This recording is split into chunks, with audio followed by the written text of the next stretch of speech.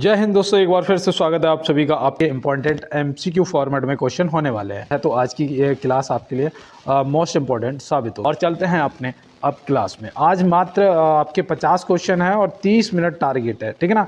आपका क्या स्कोर होता है आप कमेंट बॉक्स में बताएंगे। और अगर सही, देखो आज ऐसे करना है जैसे कि आज आपका टेस्ट पेपर है, ठीक है ना। अगर आपका सही होता है तो प्लस, गलत होता है तो माइनस। और क्या स्कोर होता है आप कमेंट बॉक्स में बताएंगे। तो चलते हैं, एक बार प्रभु का नाम लेंगे अपना अपना और देखते हैं कि आज हमारा पहला जो प्रश्न है उसका आंसर क्या होगा। देखो यहाँ पे प्रश्न है कि भारत का पहला वन विश्वविद्यालय कहाँ बनाया जाएगा। भारत का पहला वन विश्वविद्यालय जो है वो कहाँ बनाया जाएगा। तो आप यहाँ पे क्या बताएंगे। यहाँ पे जो आपका राइट आंसर है वो हो जाएगा तेलंगाना। क्या हो जाएगा? तेलंगाना। ऑप्शन सी यहाँ पे सही जवाब हो जाएगा। और मैं यहाँ पे आपको बता दूँ कि ये भारत का पहला है और विश्व का तीसरा है, ठीक है ना। भारत का पहला है और विश्व का ये तीसरा है, तो बिल्कुल आप ध्यान रखेंगे। और चलते हैं इसके साथ में अपने अगले प्रश्न की तरफ। देखो यहाँ पे दिया गया है, रक्त का ना जमना किस विटामिन की कमी से होता है। रक्त का ना जमना किस विटामिन की कमी से होता है। आपने देखा जब कट जाते हो ये ऐसे ब्लड निकल रहा होता है, उस पर वाइट सेल्स आते हैं और उसे जमा देते हैं। तो ये पता है कौन सा विटामिन होता है? विटामिन के होता है। ये आप विशेष रूप से ध्यान रखेंगे। ऑप्शन डी जो यहाँ पे दे रखा है विटामिन के, आपका क्या हो जाएगा? सही जवाब हो जाएगा। और यह यकृत को प्रोटीन बनाने में मदद करता है। ये भी आप ध्यान रखना, जो रक्त को जमाने में मदद करता है, ठीक है ना। तो ऐसे भी आप याद रखेंगे। और देखो विटामिन बी जो है इससे बेरी रोग होता है ना, इसकी कमी से बेरी। सी से स्कर्वी रोग होता है। और देखो यहाँ पे ई भी दे रखा है, ई याद रखना, इसे व्यूटी विटामिन भी बोलते हैं, इसे व्यूटी विटामिन भी बोलते हैं। और दूसरा याद रखना बांझपन जो है वो भी इसी विटामिन की कमी के कारण होता है, ठीक है ना, विटामिन ई की कमी के कारण। और यहाँ पे सही जवाब जो है विटामिन के हो जाएगा। और चलते हैं दोस्त अपने अगले प्रश्न पे, है ना। और यहाँ पे दिया है, निम्नलिखित में से फुटबॉल से संबंधित कप नहीं है। इनमें से फुटबॉल से संबंधित कप कौन सा आपका नहीं है। तो आप यहाँ पे क्या बताएंगे। तो यहाँ पे देखो आपका जो मैंने आपको शायद कल भी बताया था फुटबॉल से संबंधित और भी खेलों से संबंधित, तो यहाँ पे देवधर ट्रॉफी जो है ये आपकी फुटबॉल से संबंधित नहीं है। ये किससे संबंधित है? तो ये भैया आपकी क्रिकेट से संबंधित है ना, क्रिकेट से संबंधित है। तो आप याद रखेंगे रॉबर्ट्स कप, सुब्रतो कप और संतोष ट्रॉफी, ठीक है ना। और आपका वो होता है एक कलिंग कप, है ना, कलिंग कप। तो ये आपके किससे संबंधित हैं? तो ये आपके हो जाएंगे फुटबॉल से संबंधित। और यहाँ पे जो आपका सही जवाब है वो आपका देवधर ट्रॉफी हो जाएगा, जो कि क्रिकेट से संबंधित होती है। और चलते हैं इसके साथ में अपने अगले प्रश्न की तरफ। देखिए यहाँ पे दिया है, विश्व व्यापार संगठन WTO की स्थापना कब हुई थी। विश्व व्यापार संगठन WTO की जो स्थापना है वो कब हुई थी। तो आप यहाँ पे क्या बताएंगे। यहाँ पे आपका जो सही जवाब है वो होना चाहिए 1 जनवरी 1995। 1 जनवरी 1995 ऑप्शन ए यहाँ पे आपने अगर लगाया है तो आपका सही हो गया है। और इसका जो मुख्यालय है ना वो भी याद रखना जिनेवा में है। कहाँ पर है? जिनेवा में है। तो ये भी आप ध्यान रखेंगे, जिनेवा स्विट्जरलैंड, ठीक है ना दोस्त। तो ये भी आपको ध्यान रखना है। और चलते हैं दोस्त अपने अगले। और देखो यहाँ पे एक ये भी तो दे रखा है 24 अक्टूबर 1945। इसमें पता किसकी स्थापना हुई थी? इसमें संयुक्त राष्ट्र संघ की स्थापना हुई थी, है ना। तो संयुक्त राष्ट्र संघ की स्थापना हुई थी, ये भी आप ध्यान रखेंगे। और चलते हैं अपने अगले प्रश्न पर। 18वां G20 शिखर सम्मेलन का आयोजन स्थल क्या था। 18वां G20 शिखर सम्मेलन का आयोजन स्थल क्या था। तो आप यहाँ पे क्या बताएंगे। यहाँ पे आपका क्या सही जवाब होगा आप फटाफट कमेंट बॉक्स में बताइएगा दोस्त, क्योंकि ये आपके लिए जानना इंपॉर्टेंट है ना। तो यहाँ पे आपका जो सही जवाब है वो हो जाएगा भारत। क्या हो जाएगा? भारत हो जाएगा। और ये कब हुआ था तो वो भी याद रखना 2023 में हुआ था, इसलिए ये आपके लिए देखो इंपॉर्टेंट बनता है, ठीक है ना। नई दिल्ली में हुआ था, भारत मंडपम था ना, उसमें हुआ था। तो ये भी याद रखना सितंबर में हुआ था, है ना, सितंबर में 9-10 सितंबर को लगभग हुआ था। और देखो ब्राज़ील में याद रखना 19वां है, ठीक है ना। 19वां कहाँ होगा? तो याद रखना ब्राज़ील में 2024, ठीक है ना। तो ये भी आप ध्यान रखेंगे। और चलते हैं इसके साथ में अपने अगले प्रश्न की तरफ और देखते हैं हमारा अगला क्या है। क्लोरोफिल निर्माण के लिए आवश्यक तत्व है। क्लोरोफिल निर्माण के लिए आवश्यक तत्व क्या है? देखो यहाँ पे आप, जब मैंने आपको बोला है कि 90% सही हो जाता है जवाब जब ए और बी दोनों लिखा हो, है ना। तो यहाँ पे मैग्नीशियम और लोहा, ए और बी जो है आपका क्या हो जाएगा? बिल्कुल सही जवाब। क्लोरोफिल निर्माण के लिए आवश्यक तत्व क्या क्या होता है? लोहा और मैग्नीशियम होता है। तो ये भी आप ध्यान रखेंगे। और चलते हैं इसके साथ में अपने अगले प्रश्न की तरफ। देखो यहाँ दिया है, पौधों की आयु का पता लगाया जाता है। पौधों की आयु का पता लगाया जाता है। अब मैं यहाँ पे आपको ये ऐसे भी बता सकता हूँ कि पेड़ों में जो उपस्थित वार्षिक वलय होता है ना, जो वार्षिक वलय होता है उसे गिनकर पता लगाया जाता है। लेकिन यहाँ पे ऑप्शन जो दे रखे हैं उनमें से आपका सही जवाब क्या होगा? तो देखो, डेंटोक्रोनोलॉजी जो है ये होता है ऑप्शन सी, ठीक है ना, आपका सही जवाब। पौधों की आयु का पता लगाने का जो है वो डेंटोक्रोनोलॉजी द्वारा लगाया जाता है, जो वार्षिक वलय होते हैं पेड़ों में उपस्थित उन्हें गिन के। और देखो यहाँ पे मैंने ऑस्टियोलॉजी आपको उस दिन बताया था कि हड्डियों से संबंधित है ना, हड्डियों का जो अध्ययन होता है वो ऑस्टियोलॉजी द्वारा किया जाता है। और कार्डियोलॉजी तो आप सभी को पता ही है कि भैया ये हृदय से संबंधित है ना, हृदय की जो समस्याएं होती हैं वो कार्डियोलॉजी द्वारा पता लगाया जाता है। तो ऐसे आप याद रखेंगे। और चलते हैं इसके साथ में अपने अगले प्रश्न पे। तो यहाँ दिया है, हरे पौधों में मुख्य प्रकाश संश्लेषण अंग क्या है? हरे पौधों में मुख्य प्रकाश संश्लेषण जो अंग है वो क्या होता है? पत्ती होती है, जड़ होता है, तना होता है या फूल होता है? तो यहाँ पे आपका जो राइट आंसर है वो क्या होगा दोस्त? तो यहाँ पे बिल्कुल आपका राइट आंसर पत्ती हो जाएगा, जो कि आपने ऑप्शन ए यहाँ पे बिल्कुल सही जवाब लगाया है। तो चलते हैं इसके साथ में अपने अगले प्रश्न पे और देखते हैं हमारा अगला क्या है। हड्डियों एवं दांतों के निर्माण में मुख्य घटक क्या है? हड्डियों एवं दांतों के निर्माण में जो मुख्य घटक है वो क्या होता है? तो देखो यहाँ पे कैल्शियम दे रखा है ना, तो कैल्शियम तो आपका सही जवाब हो ही जाएगा, जो कि आपने लगा भी दिया होगा। और देखो फास्फोरस जो होता है वो भी याद रखना, फास्फोरस भी होता है। तो कैल्शियम और फास्फोरस या फिर कैल्शियम ऑप्शन में दे दिया जाए तो आप बिल्कुल टिक कर देंगे, आपका जवाब जो है वो क्या हो जाएगा दोस्त? बिल्कुल सही जवाब हो जाएगा। तो चलते हैं इसके साथ में अपने अगले प्रश्न पे। देखो यहाँ पे 10 क्वेश्चन होने जा रहे हैं, आपके 10 में से 10 सही हुए हैं तो बहुत अच्छी बात है। और यहाँ पे जो नेक्स्ट पूछा जा रहा है वो ये पूछा जा रहा है कि made in India 75 years of business and enterprises नामक एक नई पुस्तक के लेखक कौन है? Made in India 75 years of business and enterprises नामक पुस्तक के लेखक पूछे गए हैं, तो आप यहाँ पे क्या बताएंगे? तो यहाँ पे मैं उम्मीद करता हूँ कि आपने अमिताभ कांत जी को ऑप्शन ए टिक किया होगा, है ना, अमिताभ कांत जी। तो बिल्कुल आपका सही जवाब यहाँ पे हो जाएगा। और देखो, विश्वनाथ आनंद जी से याद रखना, इनकी एक पुस्तक है कि my best games of chess, है ना, my best games of chess. तो ये भी आप याद रखेंगे, ठीक है ना। पीटी उषा जी से क्या याद रखेंगे? पीटी उषा जी की एक पुस्तक है जो कि ज़्यादातर पूछी जाती है, गोल्डन गर्ल जो है ये भी बहुत ज़्यादा पूछी जाती है, तो इसको भी आप ध्यान में रखेंगे। और चलते हैं इसके साथ में अपने अगले प्रश्न की तरफ। तो यहाँ दिया है, मानव शरीर में आयोडीन की कमी से उत्पन्न रोग है। मानव शरीर में आयोडीन की कमी से उत्पन्न रोग कौन सा होता है? तो भैया बिल्कुल देखो, जो ग्वाइटर होते हैं ना, ग्वाइटर आपने देखा होगा गले में फूल जाते हैं, तो ग्वाइटर जो होते हैं ये आयोडीन की कमी से होते हैं। आयोडीन जो है वो हमें सूर्य से प्राप्त होता है, सन से प्राप्त होता है। लेकिन मैं आपको बताऊं, आयोडीन जो है ना वो आप जो खाना खाते हैं ना उसी से प्राप्त होता है। लेकिन जो सेल्स होते हैं वो सूर्य की जब प्रकाश पड़ता है बॉडी पे तो उससे एक्टिवेट होते हैं, ठीक है ना। तो ये आप बता सकते हैं, हालांकि अगर पूछा जाएगा तो आप सूर्य को टिक कर देंगे। और यहाँ पे ऑप्शन सी जो है सही जवाब हो जाएगा।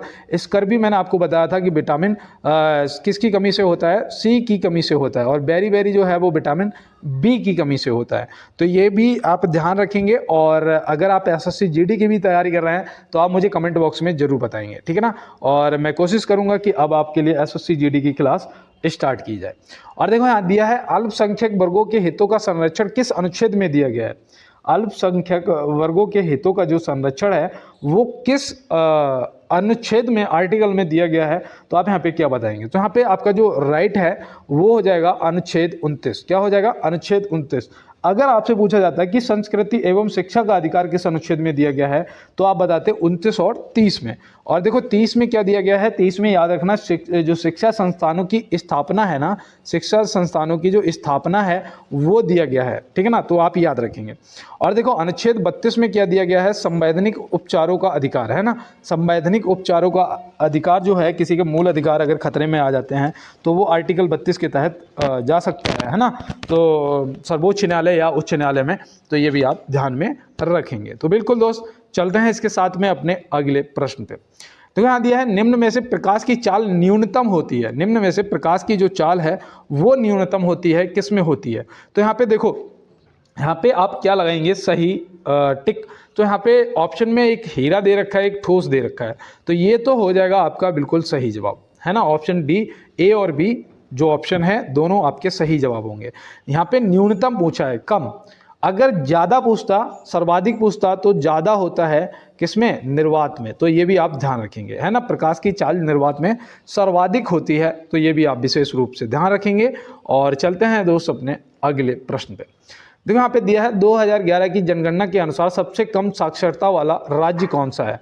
2011 की जनगणना के अनुसार सबसे कम साक्षरता वाला जो राज्य है वो यहाँ पे कौन सा है, आप क्या बताएंगे। तो देखो दोस्त, यहाँ पे मैं आपको एक चीज़ बताऊँ, यहाँ पे आपको याद रखना, अगर राज्य पूछा है तो आपका हो जाएगा बिहार, है ना। बिहार की जो साक्षरता रेट थी वो कितनी थी 2011 में, 61.8%, है ना। 61.8% जो थी वो थी। सबसे ज़्यादा थी केरल की, किसकी थी, केरल की, कितनी, लगभग 94%। तो ये भी आप ध्यान रखना।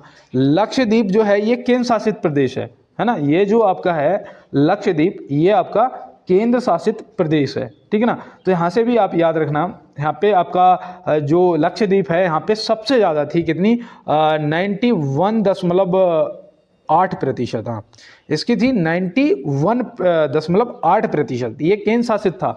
और केंद्र शासित में सबसे कम जो थी वो थी दादर नगर हवेली की। दादर नगर हवेली की थी सबसे कम, कितनी, 76.2% के लगभग, ठीक है ना। तो यहाँ पे देखो जो राज्य थे उनकी भी यहाँ पे आपको पता लग गया, जो केंद्र शासित राज्य थे उनका भी पता लग गया, और सबसे ज़्यादा सबसे कम दोनों पता लग गए, ठीक है ना। तो इसका स्क्रीनशॉट ले लो और चलते हैं इसके साथ में अपने अगले प्रश्न पे।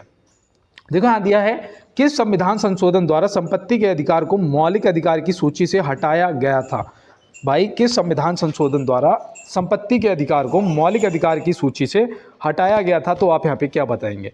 तो यहाँ पे आपको देखो इस क्वेश्चन को ना थोड़ा ध्यान से समझना है कि पहले तो 44वें संविधान संशोधन द्वारा हटाया गया था। कौन सा, 44वें संविधान संशोधन द्वारा इसे हटाया गया था, ठीक है ना। ये आपको याद रखना है। इसे क्या किया गया, इसे कानूनी अधिकार कर दिया गया था, इसे मौलिक अधिकार से कानूनी अधिकार कर दिया गया था। तो ये भी आप याद रखेंगे। पहले ये आर्टिकल 31 में दिया गया था, है ना, आर्टिकल 31 में दिया गया था। जब इसे कानूनी अधिकार किया गया तो ये फिर कौन से आर्टिकल में आ गया, 300A में आ गया, है ना। किस में आ गया, 300A में आ गया। तो ये आप ध्यान रखेंगे। अब ये किस में है, 300A में है। तो ये भी आप विशेष रूप से ध्यान रखेंगे।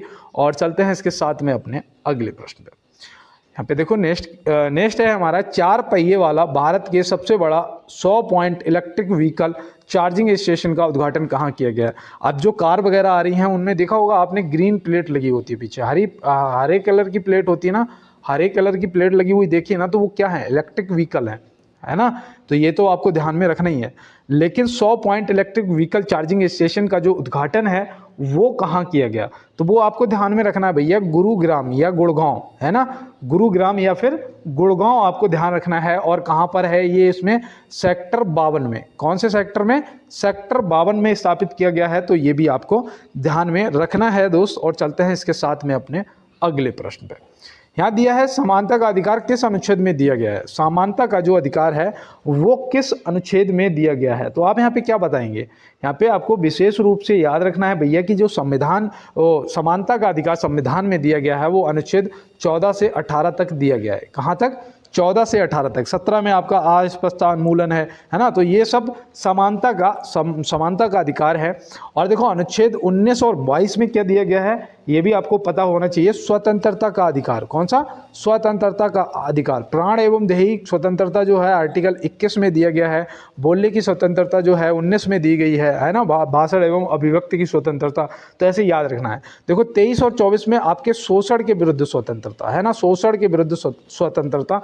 तो स्वतंत्रता जो है शोषण के विरुद्ध वो आपके 23 और 24, जैसे कि कोई बच्चा है 14 साल से कम का या 16 साल से कम का, वो क्या है, वो काम नहीं कर सकता है ना, किसी भी औद्योगिक उसमें कंपनियों में, है ना। तो ऐसे आप याद रखेंगे। और देखो संस्कृति एवं शिक्षा का अधिकार मैंने अभी आपको बताया था कि 29 एवं 30 में दिया गया है। और 32 में भी मैंने आपको बताया था संवैधानिक उपचारों का अधिकार दिया गया है ना।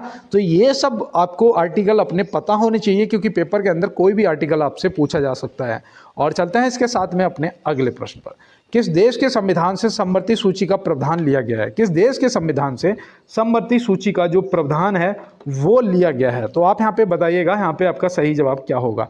मैं चाहता हूँ कि ये मैं आपको पहले बता चुका हूँ, आपने इसका आंसर बिल्कुल ऑस्ट्रेलिया सही किया होगा। इसका जो ऑस्ट्रेलिया जवाब है वो आपने बिल्कुल सही किया होगा। और देखो, जो आपातकालीन उपबंध है ना, आपातकालीन उपबंध जो कि आपके आर्टिकल 352 से 360 तक दिए गए हैं, है ना, तो ये कौन से देश से लिए गए थे? तो याद रखना, आपातकाल उपबंध जो हैं वो आयरलैंड से लिए गए थे। आपातकाल उपबंध आयरलैंड से लिए गए थे। और रूस के संविधान से आपका वो लिया गया था मौलिक कर्तव्यों को कहाँ से लिया गया था? तो वो लिया गया था रूस के संविधान से। तो ये आपको यहाँ पे ध्यान रखना है दोस्त, और चलना है अपने अगले प्रश्न की। और एसएससी जीडी की जो क्लास है वो बहुत जल्दी स्टार्ट करने वाला हूँ, क्योंकि आपको मैं प्रीवियस जो अभी हमारा पेपर हुआ था उसके भी क्वेश्चन मेरे पास काफ़ी हैं, वो भी मैं आपको सारे क्वेश्चन करवाऊंगा, उनसे संबंधित और क्या क्या आ सकता है वो सभी, ठीक है ना। तो आप मेरे साथ जुड़ जाइएगा, चैनल को सब्सक्राइब कर लीजिएगा, बेल आइकन को दबा लीजिएगा, और इस क्लास को एक बार मेरे सभी दोस्त नए जो जुड़े हैं सभी लाइक वाला बटन जरूर दबाएंगे, और पुराने सभी दोस्त तो लाइक करते ही हैं। और अगर हो सके तो दोस्त थोड़ा सा यार शेयर कर देना। आप लोग थोड़ा शेयर करने में कंजूसी कर रहे हो, है ना, तो दोस्त कंजूसी नहीं करनी है, बढ़िया से शेयर कर दो। और यहाँ पे देखो प्रश्न दिया है कि मेढक में श्वासन किस अंग द्वारा होता है? मेढक में श्वासन जो है वो किस अंग द्वारा होता है? तो भैया देखो, त्वचा, फेफड़े और मुंह की परत, मतलब ये सभी, है ना। यहाँ पे मुंह की परत की जगह आपको वो भी लिखा हुआ मिल सकता है क्लोमो। क्या? क्लोमो। तो क्लोमो भी याद रखना है, ठीक है ना। अगर मुंह की परत ना लिखा, क्लोमो लिख दिया, तो आप फिर ऐसा मत करना कि जो टिक है वो किसी और को करा है।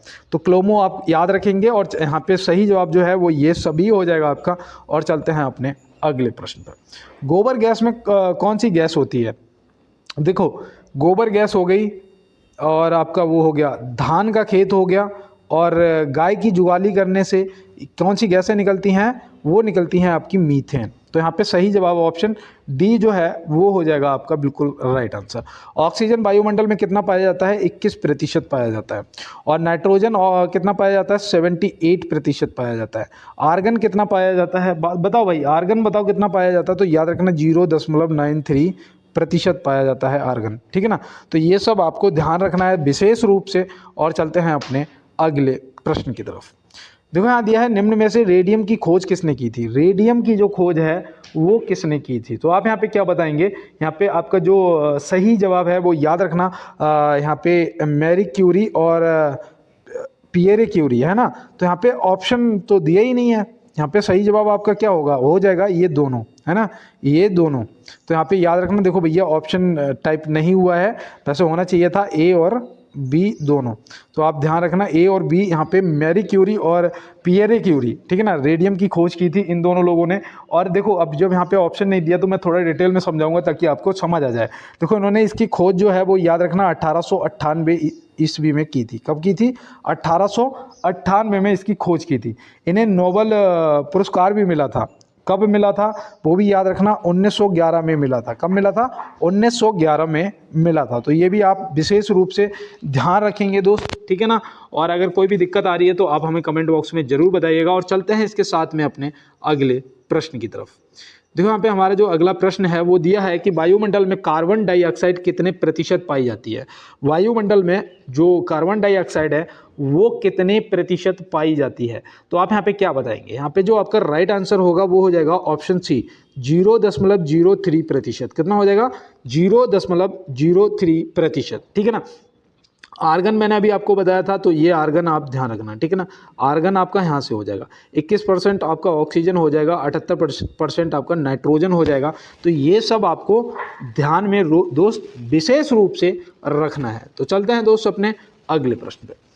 किस राज्य के चीकू को जीआई टैग दिया गया है? किस राज्य के चीकू को जीआई टैग दिया गया है? तो भैया कौन सा राज्य है? फटाफट देखो बताओ, ये आपको गलत नहीं करना है। यहाँ पे आपका जो सही जवाब है वो हो जाएगा महाराष्ट्र। क्या हो जाएगा? महाराष्ट्र आपका हो जाएगा। और देखो, महाराष्ट्र के उसे भी तो मिला है बाड़ा कोलम चावल को, बाड़ा कोलम चावल। तो बाड़ा कोलम चावल को भी तो जीआई टैग मिला है ना। और देखो, जो बिहार है इससे याद रखना है, यहाँ की शाही लीची को मिला है। किसे? शाही लीची को मिला है। तो शाही लीची भी आप याद रखेंगे, हा बना है, ठीक है ना, शाही लीची।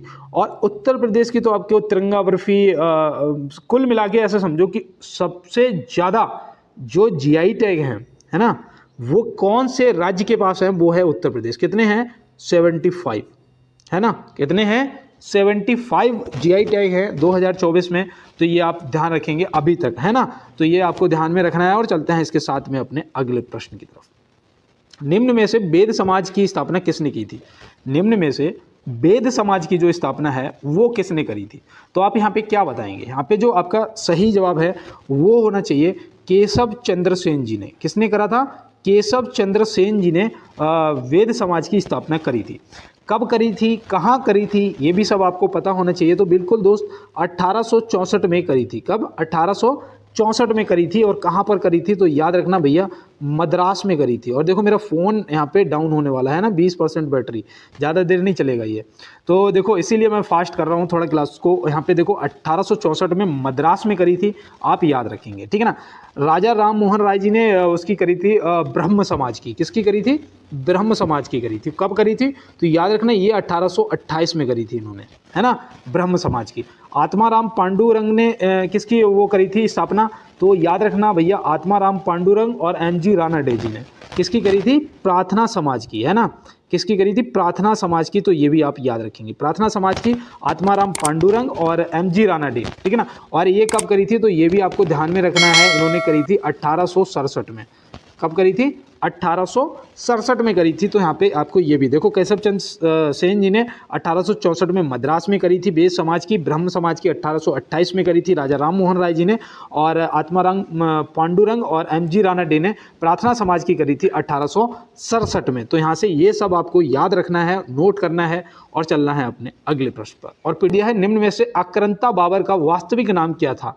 निम्न में से आक्रांता बाबर का वास्तविक नाम जो था वो क्या था? तो याद रखना भैया, इसका नाम था जहरुद्दीन मोहम्मद। जहरुद्दीन मोहम्मद, ऑप्शन सी जो यहाँ पे है आपका क्या होगा? बिल्कुल राइट आंसर हो जाएगा, ठीक है ना, कोई दिक्कत तो नहीं है ना। और देखो यहाँ पे जो नसरुद्दीन मोहम्मद है ना, नसरुद्दीन मोहम्मद, ये था हुमायूं का नाम। किसका था? हुमायूं का नाम था, ठीक है ना। और देखो जलालुद्दीन मोहम्मद, जलालुद्दीन मोहम्मद, जलालुद्दीन मोहम्मद जो नाम था वो था अकबर का। किसका था? अकबर का नाम था। तो ये भी आप ध्यान में रखेंगे, ठीक है ना। और चलते हैं इसके साथ में अपने अगले प्रश्न पर। देखो यहाँ दिया है, निम्न में से कुषाण वंश का संस्थापक कौन था? निम्न में से कुषाण वंश का जो संस्थापक था वो कौन था? तो याद रखना भैया, कुषाण वंश का संस्थापक था कुजुल कडफिंसिस। कुजुल कडफिंसिस, ऑप्शन बी जो यहाँ पे है आपका सही जवाब हो जाएगा। और ये जो कनिष्क था ये कुषाण वंश का शासक था। किसका? कुषाण वंश का। इसका रेशम मार्ग पर भी कब्जा था। तो ये भी आप ध्यान रखना। कुतुबुद्दीन ऐबक जो यहाँ पे ऑप्शन सी में दे रखा है, यहाँ पे जो ऑप्शन सी में ये कुतुबुद्दीन ऐबक दे रखा है, ये याद रखना, ये गुलाम वंश का संस्थापक था। किसका? गुलाम वंश का संस्थापक कौन था? तो वो था कुतुबुद्दीन ऐबक। तो ये भी आपको ध्यान में रखना है दोस्त। और चलते हैं अपने अगले प्रश्न की तरफ। देखो यहाँ दिया है, निम्न में से रत्नावली पुस्तक के लेखक कौन है? निम्न में से रत्नावली पुस्तक के जो लेखक हैं वो कौन है? तो आप यहाँ पे क्या बताएंगे? देखो सोच समझ के थोड़ा जवाब करना है, ठीक है ना। तो यहाँ पे जो आपका सही जवाब है वो हो जाएगा हर्षवर्धन। कौन था भैया? हर्षवर्धन, ऑप्शन सी, है ना, आपका सही जवाब हो जाएगा, रत्नावली पुस्तक का लेखक। और देखो इनसे और याद रखना, एक तो इनकी थी नागानंद। कौन सी थी? नागानंद। तो नागानंद भी आपको याद रखना, यहाँ पे पूरा ना है, यहाँ पे आधा है, ठीक है ना, नागानंद। और दूसरा याद रखना प्रियदर्शिका। प्रियदर्शिका जो है ये भी याद रखना, हर्षवर्धन से संबंधित है। और देखो हर्षचरित के लेखक जो थे वो थे वाणभट्ट। हर्षचरित के जो लेखक थे वो थे वाणभट्ट। इन्होंने हर्ष की जीवनी लिखी थी, है ना। तो ये भी याद रखना। अर्थशास्त्र के जो थे वो थे आपके आचार्य चाणक्य जी। तो यहाँ से ये भी आप ध्यान में रखेंगे। और चलते हैं इसके साथ में अपने अगले प्रश्न पे। देखो यहाँ दिया है, सती प्रथा का अंत कब किया गया था? सती प्रथा का अंत कब किया गया था? मैंने आपको कई बार बताया है कि जब उन पे वो क्या नाम था, राजा राम मोहन राय जी ने देखा कि उनकी जो भाभी जी थी वो उनके भैया की चिता के साथ में बैठ गई और सती प्रथा का जो सिस्टम था उस हिसाब से चिता में ही समा गई, है ना। तो जब इन्होंने ये देखा तो इनके जो हृदय था बहुत ज़्यादा द्रवित हुआ, बहुत ज़्यादा उन्हें दुख हुआ कि ये गलत है है ना, किसी बताओ किसी के साथ में जिंदा किसी को जलना पड़ रहा है, तो ये फिर गलत प्रथा है, तो इसका फिर अंत किया गया। और इसका जो अंत है वो किसने किसने किया था, तो याद रखना भैया, विलियम बेंटिंग और राजा राममोहन राय जी ने किया था 1829 में। कब करा था? 1829 में। तो ऑप्शन बी यहाँ पे क्या हो जाएगा आपका, बिल्कुल सही जवाब हो जाएगा। 1830 में वो हुआ था, क्या कहते हैं, ठगी प्रथा का अंत। क्या? ठगी प्रथा का अंत। तो ये भी आपको विशेष रूप से ध्यान रखना है। और चलते हैं दोस्त अपने अगले प्रश्न की तरफ। देखो यहाँ दिया है, सांची किस कला व मूर्ति कला का निरूपण करता है? सांची जो है वो किस कला व मूर्ति कला का निरूपण करता है? तो आप यहाँ पे क्या बताएंगे? याद रखना, बौद्ध। किसका? बौद्ध। ऑप्शन ए जो यहाँ पे है वो आपका बिल्कुल हो जाएगा राइट आंसर। और मैं उम्मीद करता हूँ आपने बौद्ध ही टिक किया होगा। और चलते हैं इसके साथ में दोस्त अपने अगले प्रश्न की तरफ।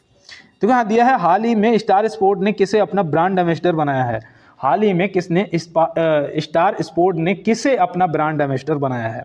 तो याद रखना भैया, ऋषभ पंत को बनाया है। किसे बनाया है? ऋषभ पंत। ऑप्शन सी यहाँ पे क्या हो जाएगा आपका, बिल्कुल सही जवाब हो जाएगा। सौरभ गांगुली जी से याद रखना, इन्हें बनाया है पश्चिम बंगाल ने अपने राज्य का ब्रांड एम्बेसडर। पश्चिम बंगाल, कोई याद कर रहा है, और देखो पश्चिम बंगाल का ब्रांड एम्बेसडर बनाया है सौरभ गांगुली को। तो ये भी आप ध्यान रखेंगे। और चल रहे हैं अपने अगले प्रश्न की तरफ।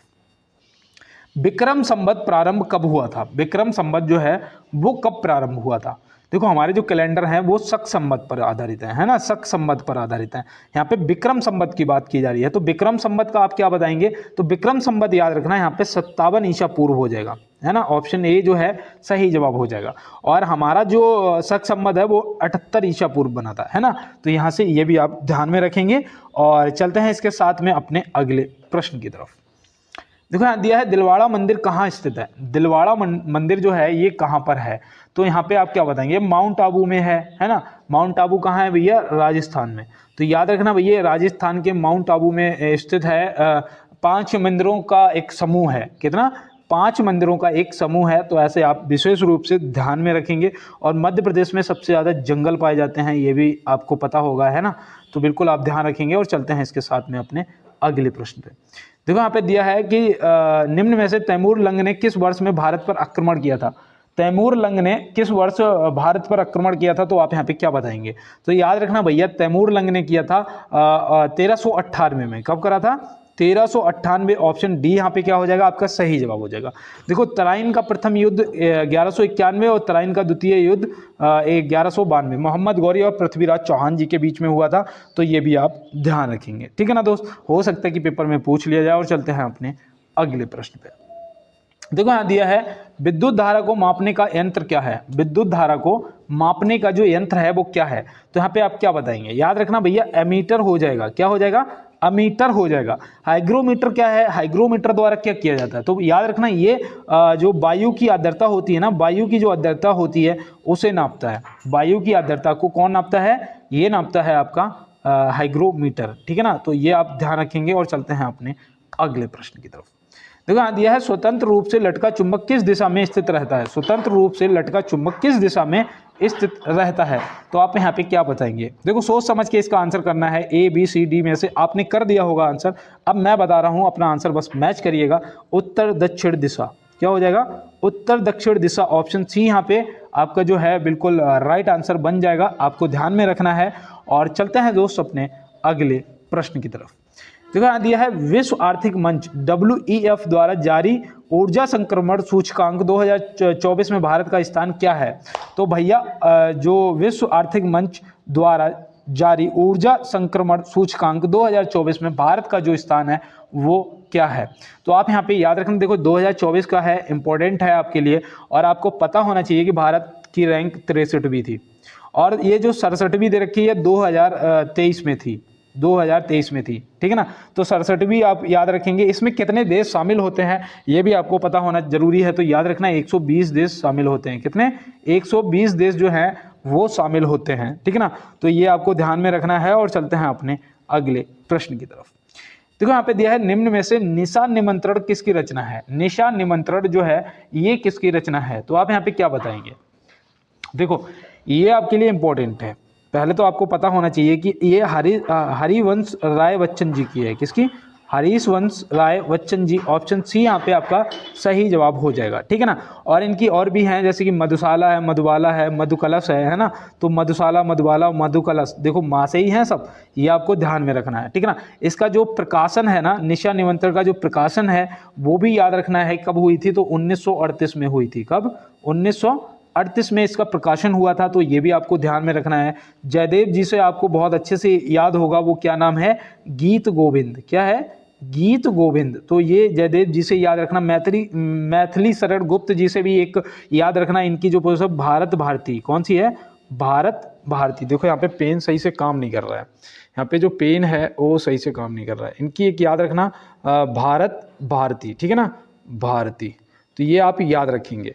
और चलते हैं इसके साथ में अपने फिर अगले प्रश्न की तरफ। तो यहाँ दिया है, निम्नलिखित में से किस देश की मुद्रा का नाम रियाल नहीं है? किस देश की मुद्रा का नाम रियाल नहीं है? इनमें से आपको बताना है। तो यहाँ पे कोई 3 तो है, चौथा नहीं है। अगर पता होगा तो आप तुरंत लगा देंगे, नहीं तो यहाँ पे तुक्का लगाने का कोई ऑप्शन है ही नहीं दोस्त।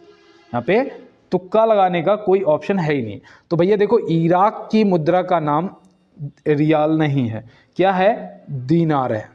तो ये आप ध्यान रखेंगे, ठीक है ना।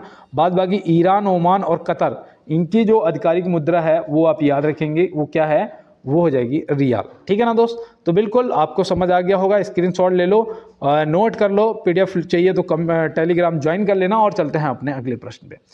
किसी बिलियन का पीएच मान 7 से कम होने पर वह बिलियन होता है। किसी बिलियन का जो पीएच मान है वो 7 से कम होने पर वह बिलियन होता है। वो बिलियन कैसा होता है, तो आप क्या बताएंगे? मैंने आपको बताया ना। पहले तो आप ये बताओ कि जो पीएच मान नापने वाली स्केल होती है उसकी रीडिंग कितने से कितने तक होती है? देखो 0 से 14 तक होती है। कितनी? 0 से 14 तक। और बीच में सेंटर होता है 7। 7 का मतलब होता है उदासीन। 7 का मतलब क्या होता है? उदासीन, ठीक है ना। अब यहाँ पे पूछा है कि किसी बिलियन का पीएच मान 7 से कम होने पर वह बिलियन होता है। तो वह बिलियन क्या होगा, यहाँ पे आपको ये बताना है। तो देखो, अम्लीय होगा जो 7 से कम होगा, और क्षारीय होगा जो 7 से ज़्यादा होगा, ठीक है ना। तो जैसे अम्लीय में आपका क्या क्या आ जाएगा? अम्लीय में आपका क्या क्या आ जाता है? जैसे कि आपका छिरका आ जाएगा, दही आ जाएगा, इमली आ जाएगी, आंवला आ जाएगा, है ना। और क्षारीय में आपका चाय आ जाता है, कॉफ़ी आ जाता है। तो ये सब आप ध्यान रखेंगे। और उदासीन अगर पूछ रहे हो तो याद रखना, जो आपका शुद्ध वाटर होता है वो आपका उदासीन होता है, ठीक है ना। 7 होता है, कैसा लगता है? देखो पिया होगा बिल्कुल, किसी भी तरीके ना खारा होगा ना वैसा होगा, है ना, उदासीन होता है। देखो यहाँ पे दिया है कि 2011 की जनगणना अनुसार किस राज्य का लिंगानुपात सबसे कम रहा? भैया किस 2011 की जनगणना अनुसार किस राज्य का लिंगानुपात सबसे कम रहा है? तो भैया वो कौन सा राज्य है बताओ? याद रखना, हरियाणा है। कौन है? हरियाणा। यहाँ 1000 पुरुष पर कितनी महिलाएं थीं, है ना। भैया लिंगानुपात का ऐसे तो पता लगता है ना कि महिलाओं की संख्या क्या है, कम है या ज़्यादा। तो याद रखना भैया 877 महिलाएं। तो यहाँ पे जो सबसे कम रहा। और देखो केरल जो है, केरल हर मामले में ज़्यादा था, है ना। लिंगानुपात में भी पहले नंबर पे है कि 1000 पुरुषों पर कितनी महिलाएं हैं? 1084 महिलाएं। कितनी? 1084 महिलाएं। अब देखो यहाँ पे पुडुचेरी जो दिया है, पुडुचेरी, ये आपका पहले तो केंद्र शासित राज्य है ना। यहाँ पे याद रखना, केंद्र शासित राज्य में अगर सबसे ज़्यादा पूछा जाएगा तो पुडुचेरी का रहा। कितना? 1000 पर 1037 महिलाएं थी। यहाँ 1037 महिलाएं थी। और देखो सबसे कम अगर पूछा जाएगा तो किसमें? केंद्र शासित प्रदेशों में। तो सबसे कम जो है वो याद रखना किसका था दोस्त? वो किसका था? याद है? दमन और दीव का। कितना? 618। कितना? 600, मतलब कि 1000 पुरुष पे 618 महिलाएं। तो ये सबसे कम रहा था दमन और दीव का। पुडुचेरी सबसे ज़्यादा, और वैसे आपका हरियाणा और राज्य में, और केरल जो है वो सबसे ज़्यादा। तो बिल्कुल दोस्त चलते हैं, यहाँ पे आपने सब समझ लिया होगा बेहतर तरीके से। और यहाँ पे अगला हमारा जो है प्रश्न कि निम्न में से कौन भारत का अंतरिक्ष मंत्रालय संभालते हैं? निम्न में से कौन भारत का अंतरिक्ष मंत्रालय संभालते हैं? तो भैया याद रखना, ये किसके अंडर में आता है? तो आता है हमारे प्रधानमंत्री जी के। किसके अंडर में आता है? प्रधानमंत्री जी के अंडर में आता है अंतरिक्ष मंत्रालय। तो आप याद रखेंगे, ठीक है ना। और देखो एक प्रश्न आपसे पूछा जाता है कि पहला भारतीय अंतरिक्ष यान कौन सा था? तो याद रखना भैया, वो था आपका आर्यभट्ट। कौन सा था? आर्यभट्ट था। तो आर्यभट्ट को आप जरूर याद रखेंगे, ठीक है ना, आर्यभट्ट। और दूसरा यहाँ पे याद रखना, इसे कब लॉन्च किया गया था, है ना। आर्यभट्ट को कब लॉन्च किया गया था? तो याद रखना इसे लॉन्च किया गया था 19 अप्रैल को, 19 अप्रैल। और वो सन थी 1975, है ना, 1975, 19 अप्रैल 1975 को ये आर्यभट्ट जो है इसे लॉन्च किया गया था। ये भारत का पहला अंतरिक्ष यान था, ठीक है ना। तो ये आपको ध्यान में रखना है। और चलते हैं अपने अगले प्रश्न पे। तो यहाँ दिया, भारत के मिसाइल मैन ऑफ इंडिया किसे कहा जाता है? भारत के मिसाइल मैन ऑफ इंडिया या दूसरा है या नहीं कह सकते हैं, ठीक है ना, क्योंकि रॉकेट मैन ऑफ इंडिया अलग है, मिसाइल मैन ऑफ इंडिया अलग है, ठीक है ना। तो यहाँ पे देखो मिसाइल मैन ऑफ इंडिया पूछा गया है, तो हम तुरंत बता सकते हैं option B doctor APJ Abdul Kalam ji, है ना, हमारा बिल्कुल सही जवाब हो जाएंगे। अब यहाँ पे याद रखना, अगर आपसे रॉकेट मैन पूछा जाएगा तो K-Sivan हो जाएंगे। रॉकेट मैन जो है वो कौन थे? वो आपके K-Sivan हो जाएंगे सही जवाब। तो बिल्कुल दोस्त आपने नोट कर लिया होगा। और चलते हैं इसके साथ में अपने अगले प्रश्न पे। 16वां पुरुष हॉकी विश्व कप 2026 कहाँ आयोजित होगा? 16वां पुरुष हॉकी विश्व कप 2026 जो है वो कहाँ आयोजित होगा? 2026 का है भैया, देखो इंपॉर्टेंट है, याद रखना, बेल्जियम और नीदरलैंड। तो यहाँ पे आपका देखो, यहाँ भी ए और बी दोनों सही जवाब हो जाएंगे। यहाँ भी ऑप्शन नहीं दिया है ना, ये थोड़ा मिस्टेक है, ए और बी दोनों, तो ये आप ध्यान रखेंगे, ठीक है ना। ए और बी दोनों यहाँ पे आपका राइट आंसर हो जाएगा। और देखो उड़ीसा में पता है कौन सा हुआ था? उड़ीसा में हुआ था 15वां। कौन सा हुआ था? 15वां। और 16वां जो है बेल्जियम और नीदरलैंड में होगा। तो ए और बी यहाँ पे जो ऑप्शन दे रखा है वो आपका सही जवाब हो जाएगा। आज थोड़ा पता है ये यहाँ पे ऐसी मिस्टेक क्यों आ रही है कि थोड़ा सा जल्दबाजी में काम किया गया है ना। मुझे पता है कि मुझसे ये गलती मुझसे ही हुई है और इसे मैंने जल्दबाजी में ये गलती कर दी। यहाँ पे देखो 44वां क्वेश्चन कहाँ गया? 43 और 44वां क्वेश्चन ही नहीं टाइप किया है। सबसे बड़ी गलती तो ये कर दी है ना। तो यहाँ पे चलो वो छोड़ो। 45वां जो है वो याद रखो कि घरों में फ्यूज किस क्रम में जोड़े जाते हैं? घरों में जो फ्यूज हैं वो किस क्रम में जोड़े जाते हैं? तो याद रखना भैया, श्रेणी क्रम में जोड़े जाते हैं। कौन से क्रम में जोड़े जाते हैं? श्रेणी क्रम में जोड़े जाते हैं। तो ये आपको ध्यान में रखना है, ठीक है ना। तो चलते हैं दोस्त अपने अगले प्रश्न की तरफ और देखते हैं हमारा अगला क्या है। सूर्य एवं तारों से प्राप्त ऊर्जा का प्रकाश का स्रोत क्या है? सूर्य एवं तारों से प्राप्त ऊर्जा का जो स्रोत है वो क्या है? देखो सूर्य जो है वो नाभिकीय संलयन पर कार्य करता है, मैंने पहले भी आपको बताया। हाइड्रोजन बम भी आपका नाभिकीय संलयन पर काम करता है और नाभिकीय विखंडन पर आपका परमाणु बम काम करता है। तो यहाँ पे याद रखना, नाभिकीय संलयन क्या हो जाएगा आपका? बिल्कुल सही जवाब हो जाएगा। सूर्य एवं तारों से प्राप्त ऊर्जा का जो प्रकाश का स्रोत है वो आपका नाभिकीय संलयन होता है, ठीक है ना। तो आप ध्यान रखेंगे। चलते हैं अपने अगले प्रश्न पे। ताप का एसआई मात्रक क्या होता है? ताप का एसआई मात्रक यहाँ पे पूछा गया है, तो आप क्या बताएंगे? ध्यान रखना भैया, इसका केल्विन होता है। क्या होता है? केल्विन, ऑप्शन ए होता है। जूल किसका होता है? जूल। तो जूल देखो, एक तो याद रखना भैया कार्य का होता है ना, कार्य का जूल होता है और उसका होता है ऊष्मा का होता है, ठीक है ना। ऊष्मा का जो मात्रक है वो भी जूल होता है ना। वोल्ट किसका होता है? तो ये विद्युत विभवांतर का जो मात्रक होता है, विद्युत विभवांतर का, वो होता है आपका वोल्ट, ठीक है ना। तो ये भी आप ध्यान रखेंगे। और चलते हैं इसके साथ में अपने अगले प्रश्न पे। ध्यान दिया है, केंद्र सरकार का प्रथम विधि अधिकारी कौन होता है? केंद्र सरकार का प्रथम विधि अधिकारी कौन होता है? तो आप क्या बताएंगे?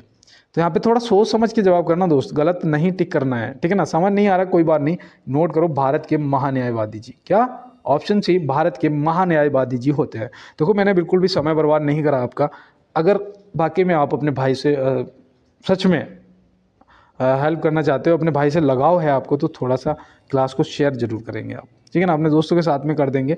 और चलते हैं दोस्त अपने अगले प्रश्न पे। तो यहाँ दिया है, संविधान सभा के अस्थायी अध्यक्ष के रूप में किसे नियुक्त किया गया था?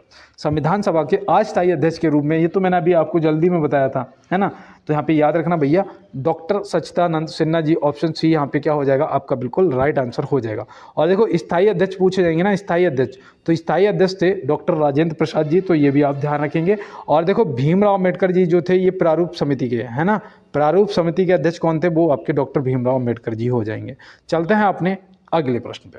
ये हमारा लास्ट क्वेश्चन है कि संविधान में मूल कर्तव्यों को शामिल करने की प्रेरणा किस देश के संविधान से ली गई? तो बिल्कुल सोवियत संघ, यहाँ पे ज़्यादा सोचना ही नहीं है, ये तो हम लोग पहले ही आपको बता चुके हैं ना। और ये 42वें संविधान संशोधन द्वारा 1976 में जोड़ा गया था, है ना। 1976 में वो थी स्वर्ण सिंह समिति की अनुशंसा पे, स्वर्ण सिंह समिति की अनुशंसा पर जोड़ा गया था 42वें संविधान संशोधन द्वारा। तो ये भी आप ध्यान रखेंगे। और आज की क्लास आपको कैसी लगी, कैसे रहे आज के क्वेश्चन? और मिलते हैं दोस्त नेक्स्ट क्लास में नेक्स्ट प्रश्नों के साथ में। तब तक मेरे सभी दोस्तों को मेरा जय हिंद।